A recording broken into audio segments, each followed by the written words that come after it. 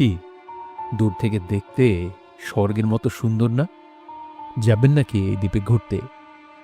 সাবধান, এখানে সৌন্দর্যের আড়ালে লুকিয়ে আছে মৃত্যু। হ্যাঁ, ঠিকই বলছি, মৃত্যু। ব্রাজিলের উপকূল থেকে মাত্র ৩৩ কিলোমিটার দূরে আটলান্টিক মহাসাগরের বুকে ভেসে থাকা এমনই একটি দ্বীপ আছে। স্থানীয়রা একে ডাকে ইলহা দ্য কুইমাদা গ্রান্দে। তবে সারা বিশ্বে এটি ভয়ঙ্কর এক নামে পরিচিত, স্নেক আইল্যান্ড বা সাপের দ্বীপ। এই দ্বীপে একা যাওয়ার সাহস কোনো সাধারণ মানুষের নেই। এমনকি ব্রাজিল সরকার নিজে থেকেই এখানে সাধারণ মানুষের প্রবেশ আইনত নিষিদ্ধ করে দিয়েছে। প্রশ্ন হল, কেন এই দ্বীপ পৃথিবীর অন্যতম বিপজ্জনক জায়গা হিসেবে পরিচিত? কেন এখানে প্রতিটি পদক্ষেপে মৃত্যু ওত পেতে থাকে? আজকের ভিডিওতে আমরা জানব এই অভিশপ্ত দ্বীপের এমন সব রহস্য যা শুনলে আপনার গায়ে কাঁটা দিয়ে উঠবে। তাহলে চলুন শুরু করা যাক। The darkest falls. ব্রাজিলের সাও পাওলো। এই রাজ্যের উপকূল রেখা থেকে সমুদ্র পথে মাত্র কয়েক ঘন্টার দূরত্বে অবস্থিত এই দ্বীপটি আয়তনে খুব বড় নয়। মাত্র ১১০ একর জায়গা জুড়ে এর বিস্তৃতি। দূর থেকে দেখলে যে কেউ ভাববে এটি হয়তো কোনো নির্জন, শান্ত পর্যটন কেন্দ্র হতে পারে। ঘন সবুজ গাছপালা, পাথুরে উপকূল আর চারপাশের ঢেউয়ের গর্জন সব মিলিয়ে দ্বীপটি দেখতে অসাধারণ সুন্দর। কিন্তু এই সৌন্দর্যের আড়ালে লুকিয়ে আছে এক ভয়ঙ্কর সত্য। এই দ্বীপের মাটিতে, গাছের ডালে, পাথরের খাঁজে খাঁজে বাস করছে হাজার হাজার বিষধর সাপ। স্থানীয় জেলেরা বহু বছর ধরেই এই দ্বীপ এড়িয়ে চলেন। তাদের মধ্যে একটি প্রচলিত কথা আছে, যে দ্বীপে পা রাখে সে দ্বীপ থেকে ফিরে আসে না। বিজ্ঞানীদের করা জরিপ অনুযায়ী এই ছোট্ট দ্বীপে প্রতি বর্গমিটার এলাকায় গড়ে ১ থেকে ৫টি পর্যন্ত সাপ বসবাস করে। সংখ্যাটা শুনতে সাধারণ মনে হলেও একটু হিসাব করলেই বোঝা যায় এর ভয়াবহতা। পুরো দ্বীপ জুড়ে সাপের সংখ্যা কয়েক হাজার থেকে শুরু করে কোনো কোনো গবেষণার হিসেবে আরও বেশি হতে পারে বলে ধারণা করা হয়। এর মানে হলো, আপনি যদি এই দ্বীপে পা রাখেন তাহলে আপনার পরবর্তী পদক্ষেপ কোনো না কোনো সাপের ওপর পড়ার সম্ভাবনা প্রায় নিশ্চিত। কিন্তু প্রশ্ন জাগে, সমুদ্রের মাঝখানে বিচ্ছিন্ন একটি দ্বীপে এত সাপ এলো কোত্থেকে? এর উত্তর লুকিয়ে আছে হাজার হাজার বছর আগের প্রকৃতির এক খেয়ালে। ভূতাত্ত্বিকদের মতে আজ থেকে প্রায় ১১,০০০ বছর আগে বরফ যুগ শেষ হওয়ার পর পৃথিবীর তাপমাত্রা বাড়তে শুরু করে। মেরু অঞ্চলের বরফ গলে সমুদ্রপৃষ্ঠের উচ্চতা দ্রুত বাড়তে থাকে। সেই সময় এই এলাকাটি মূল ভূখণ্ডের সঙ্গে সংযুক্ত ছিল। কিন্তু সমুদ্রের পানি বাড়তে বাড়তে একসময় এই অংশটি মূল ভূমি থেকে সম্পূর্ণ বিচ্ছিন্ন হয়ে যায়। তৈরি হয় একটি নতুন দ্বীপ। এই বিচ্ছিন্নতার ফাঁদে আটকা পড়ে যায় বহু প্রজাতির সাপ। মূল ভূখণ্ডে থাকতে যেসব ছোট স্তন্যপায়ী প্রাণী তাদের প্রধান খাবার ছিল, দ্বীপে তা একেবারেই পাওয়া যেত না। খাবারের তীব্র সংকটে পড়ে এই প্রধান সাপগুলো টিকে থাকার জন্য এক অভাবনীয় পথ বেছে নেয়। তারা মনোযোগ দেয় গাছে বসবাসকারী পরিযায়ী পাখিদের দিকে। কিন্তু পাখি শিকার করা মোটেও সহজ কাজ নয়। একটি পাখিকে একবার ছোবল দেওয়ার পর যদি সে উড়ে পালিয়ে যায়, তাহলে সাপের পক্ষে তাকে আবার খুঁজে পাওয়া প্রায় অসম্ভব। তাই প্রকৃতির নিয়মে প্রজন্মের পর প্রজন্ম ধরে বিবর্তনের মাধ্যমে এই সাপেদের বিষ হয়ে উঠতে থাকে আরও দ্রুত কার্যকর এবং আরও শক্তিশালী। যে সাপের বিষ যত দ্রুত শিকারকে অচল করতে পারত, সে সাপ তত বেশি বেঁচে থাকত এবং বংশবিস্তার করত। এভাবেই হাজার হাজার বছরের বিবর্তনের ফলে জন্ম নেয় পৃথিবীর সবচেয়ে ভয়ঙ্কর বিষধর সাপেদের একটি প্রজাতি। এই দ্বীপের সবচেয়ে ভয়ঙ্কর এবং একচ্ছত্র অধিপতি হল গোল্ডেন ল্যান্সহেড নামের একটি সাপ, যাকে বিজ্ঞানীরা ডাকেন বোথ্রোপস ইনসুলারিস নামে। পৃথিবীর আর কোথাও এই প্রজাতির সাপ পাওয়া যায় না, একমাত্র এই দ্বীপেই এদের বসবাস। গায়ের রং সোনালি হলুদ আভাযুক্ত হওয়ায় এদের এই নাম দেয়া হয়েছে।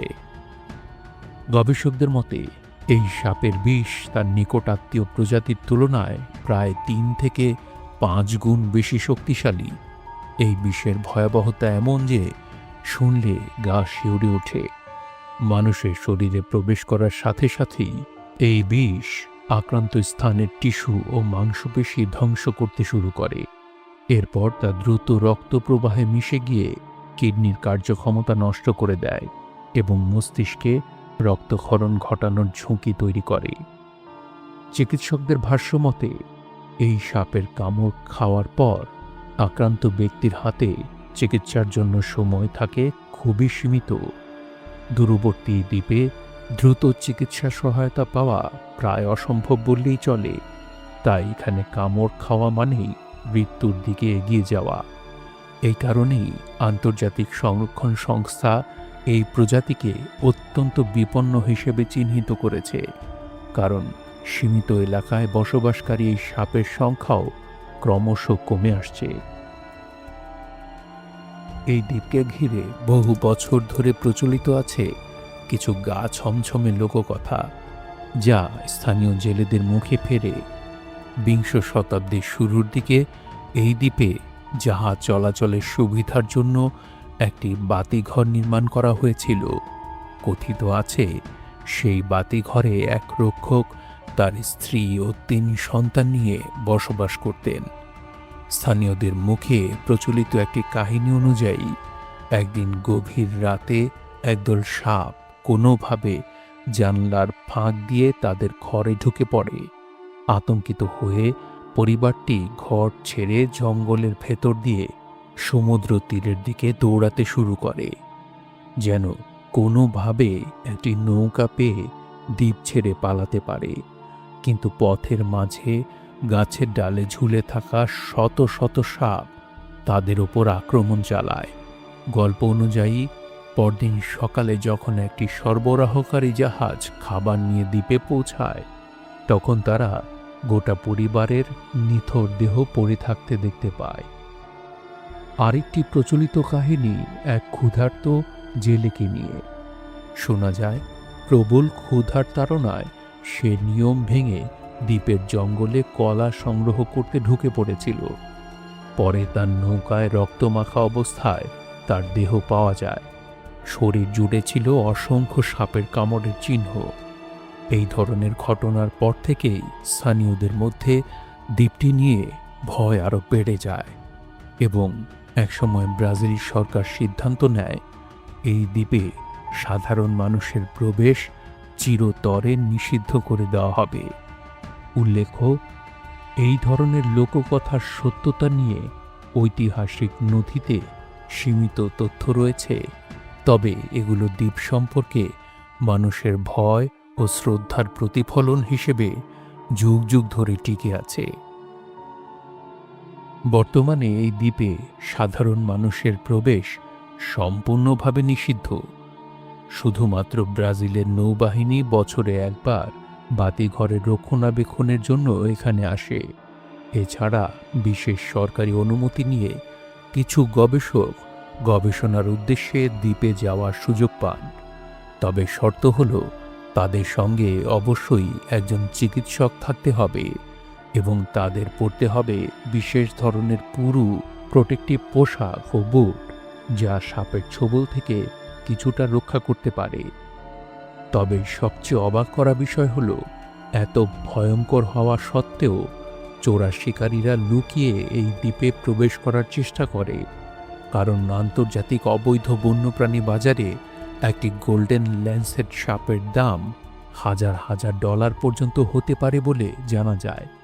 এই লোভনীয় মূল্যের কারণেই বিরল এই প্রজাতিটি আজ বিলুপ্তির ঝুঁকিতে পড়েছে এবং ব্রাজিলের বন্যপ্রাণী সংরক্ষণ কর্তৃপক্ষ একে রক্ষা করতে কঠোর নজরদারি চালিয়ে যাচ্ছে। বিজ্ঞানীদের কাছে এই দ্বীপ একই সঙ্গে ভয়ের এবং আগ্রহের কেন্দ্রবিন্দু, কারণ এই বিচ্ছিন্ন পরিবেশে বিবর্তনের যে নমুনা দেখা যায় তা প্রকৃতি বিজ্ঞানের জন্য এক অমূল্য গবেষণা ক্ষেত্র। এই সাপের বিষ নিয়ে গবেষণা করে ভবিষ্যতে হৃদরোগ ও রক্তচাপ নিয়ন্ত্রণের ওষুধ তৈরিতে সহায়তা পাওয়া যেতে পারে বলেও অনেক গবেষক মনে করেন। প্রকৃতি মাঝে মাঝে আমাদের এমন সব বিস্ময়কর ও ভয়ঙ্কর দৃশ্যের মুখোমুখি দাঁড় করায় যার সম্পূর্ণ ব্যাখ্যা আমাদের কাছে থাকে না। ইলহা দ্য কুয়েমা দ্য গ্রান্দে বা সাপের দ্বীপ ঠিক তেমনই এক রহস্যময় জগৎ, যেখানে হাজার হাজার বছর ধরে প্রকৃতি নিজের এক অদ্ভুত এবং নিষ্ঠুর ভারসাম্য বজায় রেখে চলেছে। আমাদের এই পৃথিবী যেমন অপরূপ সুন্দর, ঠিক তেমনি কিছু কিছু জায়গা তার চেয়ে বেশি রহস্যময় এবং বিপজ্জনক।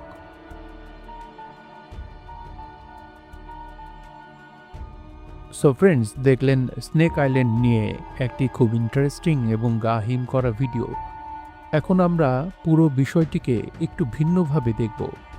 এই দ্বীপ আসলে কিভাবে তৈরি হলো, মানুষ কবে প্রথম এটি সম্পর্কে জানতে পারল, সাপগুলো ঠিক কিভাবে এখানে এলো, ভবিষ্যতে কি মানুষ সেখানে বসতি করতে পারবে, আর সেই বাতিঘর রক্ষকের পরিবারের গল্প, এটা কি সত্যিই ঘটেছিল নাকি নিছকই একটা লোককথা? চলুন সত্যতা যাচাই করে দেখি। প্রথমে একটা বিষয় পরিষ্কার করা দরকার, এই দ্বীপ কেউ আবিষ্কার করেননি। এটি তৈরি হয়েছে সম্পূর্ণ প্রাকৃতিক প্রক্রিয়ায়, আজ থেকে প্রায় 11,000 বছর আগে। বরফ যুগ শেষ হওয়ার পর সমুদ্রপৃষ্ঠের উচ্চতা বাড়তে শুরু করে, আর তখনই এই এলাকাটি মূল ভূখণ্ড থেকে বিচ্ছিন্ন হয়ে একটা স্বতন্ত্র দ্বীপে পরিণত হয়। তবে মানুষ হিসেবে প্রথম এই দ্বীপের কথা লিখিত আকারে উল্লেখ করা হয় 1532 সালে, যখন পর্তুগিজ সেনানায়ক মার্তিন আফানসো একটি অভিযানের সময় এই দ্বীপের কথা নথিভুক্ত করেন। দ্বীপের নাম কুয়েমা দ্য গ্রান্দে, যার অর্থ বড় পোড়া জায়গা। এই নামটি এসেছে পরবর্তীতে ব্রাজিলের নৌবাহিনীর একটি চেষ্টা থেকে।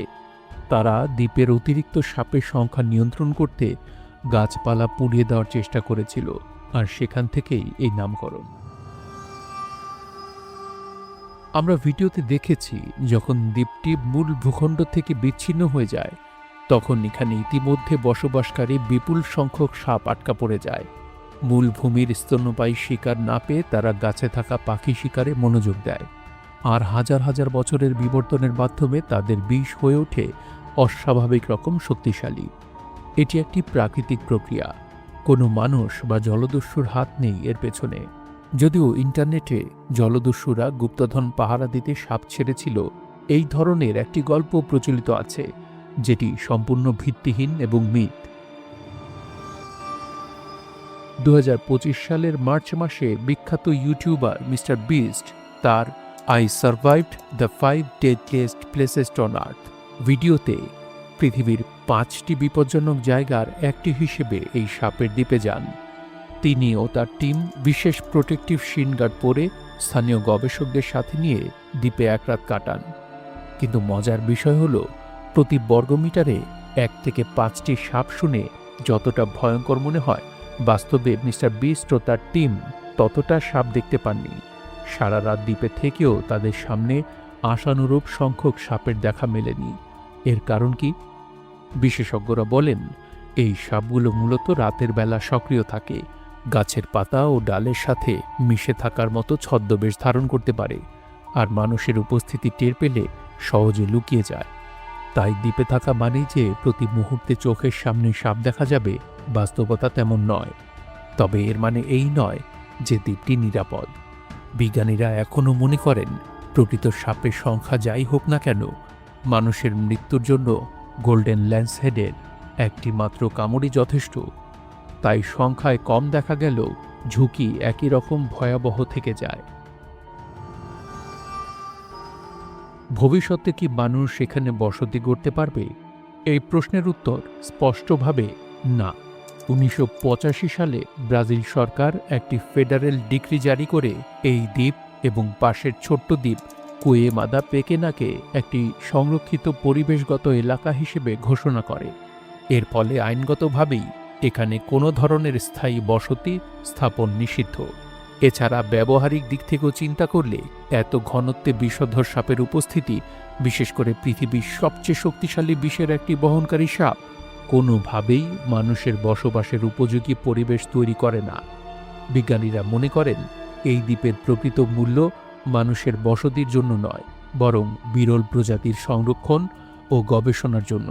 তাই ভবিষ্যতেও এই দ্বীপ মানব বসতির জন্য উন্মুক্ত হওয়ার কোনো সম্ভাবনা নেই, বরং একে যতটা সম্ভব প্রকৃতির হাতে রেখে দেওয়াই লক্ষ্য। এবার আসি সবচেয়ে গুরুত্বপূর্ণ প্রশ্নে। বাতিঘর রক্ষকের পরিবারের করুণ মৃত্যুর গল্প কি সত্যিই ঘটেছিল? সত্যি বলতে এই দ্বীপে 1909 সালে একটি বাতিঘর নির্মিত হয়েছিল। এটা ঐতিহাসিকভাবে প্রমাণিত এবং 1920-এর দশকে এই বাতিঘর স্বয়ংক্রিয় করা হয়, অর্থাৎ তারপর থেকে আর কোনো মানুষকে সেখানে স্থায়ীভাবে থাকতে হয়নি। এটাও নথিভুক্ত সত্য, কিন্তু রক্ষক পরিবারের সাপের কামড়ে মৃত্যুর যে গল্পটি, এর পক্ষে কোনো সরকারি নথি, নৌবাহিনীর রেকর্ড বা ঐতিহাসিক দলিল পাওয়া যায় না। গবেষকরা এবং ইতিহাসবিদরা এই গল্পটিকে একটি যাচাই অযোগ্য লোককথা হিসেবে চিহ্নিত করেছেন। এমনকি গল্পের বিভিন্ন সংস্করণেও অসামঞ্জস্যতা দেখা যায়। কোথাও বলা হয় 1920-এর দশকের ঘটনা, কোথাও বলা হয় 1909 সালেই ঘটেছিল, কোথাও পরিবারের সদস্য সংখ্যা 3 জন, কোথাও 5 জন।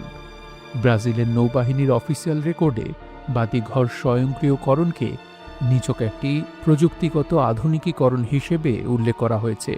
পরিবারের মৃত্যু নিয়ে কোনো তথ্য নেই। তাহলে গল্পটি কোথা থেকে এলো? সম্ভবত এটি স্থানীয় জেলে সম্প্রদায়ের মধ্যে বহু বছর ধরে মুখে মুখে প্রচলিত একটি কাহিনী, যা দ্বীপের প্রকৃত বিপদ সম্পর্কে মানুষকে সতর্ক করার একটি উপায় হিসেবে গড়ে উঠেছিল এবং সময়ের সাথে সাথে আরও নাটকীয় রূপ নিয়েছে। সংক্ষেপে বলা যায়, বাতিঘরে মানুষ বাস করত এবং এক পর্যায়ে তা অটোমেটেড হয়ে যায়, এটা সত্যি। কিন্তু একটি পরিবার সাপের কামড়ে ভয়ঙ্করভাবে মারা গিয়েছিল কিনা এর কোনো নথিভুক্ত প্রমাণ নেই। এটি একটি জনপ্রিয় লোককথা যা ঐতিহাসিকভাবে সত্য নয়। তাহলে দেখা গেল সাপের দ্বীপের আসল ইতিহাস আর চারপাশের লোককথা দুটোই আলাদা জিনিস। বিজ্ঞান আমাদের বলে দ্বীপটি কিভাবে তৈরি হলো আর সাপগুলো কিভাবে বিবর্তিত হলো, কিন্তু বাতিঘরের গল্পটা রয়ে গেছে রহস্যে মোড়ানো। তো ফ্রেন্ডস, আপনাদের কি মনে হয়, যদি সুযোগ দেওয়া হয়, আপনি কি মিস্টার বিস্টের মতো এই ভয়ঙ্কর দ্বীপে এক রাতের জন্য যাওয়ার সাহস করবেন? আপনার মতামত কমেন্টে জানাতে ভুলবেন না। ভিডিওটি ভালো লেগে থাকলে অবশ্যই লাইক দিন, আর পৃথিবীর এমন আরও রহস্যময় ও অজানা জায়গা ও ঘটনা সম্পর্কে জানতে এখনই দ্য ডার্ক কেস ফাইলস চ্যানেলটি সাবস্ক্রাইব করুন। এবারের মতো বিদায় নিচ্ছি, দেখা হবে আমাদের পরবর্তী ভিডিওতে। সেই পর্যন্ত সবাই ভালো থাকুন, সুস্থ থাকুন, টাটা। The Darkest Files.